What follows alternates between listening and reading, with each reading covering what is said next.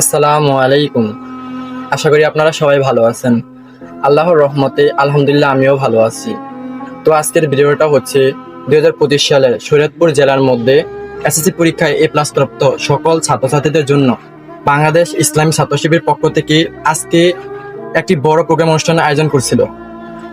আজকে ইসলামী ছাত্র শিবির পক্ষ থেকে A+ পাওয়া সকল শিক্ষার্থীদেরকে এই উপহারটি দিয়েছেন।